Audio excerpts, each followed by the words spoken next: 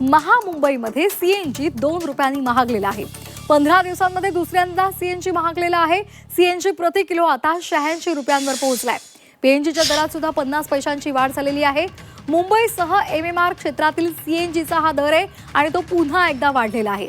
सर्वसामान्यांना याचा आता मोठा आर्थिक फटका बसतोय। महानगर गॅस लिमिटेडनं सीएनजीचा किरकोळ विक्री दर यामध्ये 2 रुपयांची वाढ केलेली आहे प्रति किलो।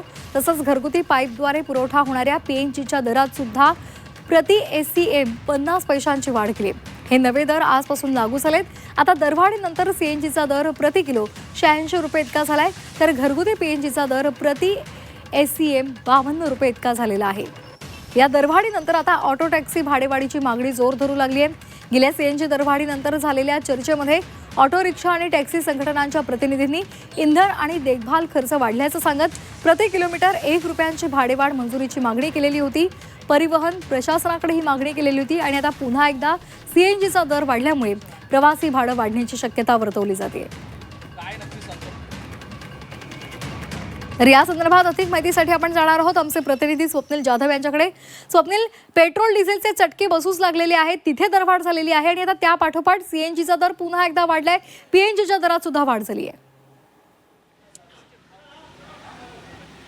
श्वेता, बरोबर, महामुंबईमध्ये गेल्या काही दिवसांपासून इंधन दरवाढ होते। या इंधन दरवाढीचा फटका सर्वसामान्यांना बसलेलाच आहे। मात्र वाहनधारकांमध्ये सुद्धा संतप्त भावना होती। मात्र आता सीएनजीच्या दरामध्ये 2 रुपयांची वाढ झालेली आहे। 15 दिवसांमध्ये ही दुसरी वाढ आहे। खरं तर 84 वरून थेट 86 वरती आता सीएनजी गेलेला आहे। प्रति किलो 86 रुपये सीएनजीसाठी मोजावे लागत आहेत। एकीकडे इंधन दर वाढलेला आहे, मात्र देखभाल आणि इंधनाचा खर्च वाढल्यामुळे टॅक्सीचं भाडं सुद्धा वाढवण्यात यावं अशा प्रकारची मागणी ही टॅक्सीधारक आहेत त्यांच्याकडनं होताना पाहायला मिळते। खरं तर आपल्यासोबत या ठिकाणी टॅक्सीधारक आहेत। 86 रुपये आता इंधनाचे दर झालेले आहेत, दिवसेंदिवस वाढताना पाहायला मिळते। टॅक्सी दर सुद्धा वाढले पाहिजे अशी मागणी होती। टॅक्सीचे दर वाढले पाहिजे अशी मागणी आहे का? सीएनजी वाढलेला आहे पाहायला मिळते। हर बार सब सीएनजी बढ़ती जाती है कि मतलब पैसा गैस के पैसा बढ़ना चाहिए ना, उसका ये मीटर का पैसा बढ़ना चाहिए ना।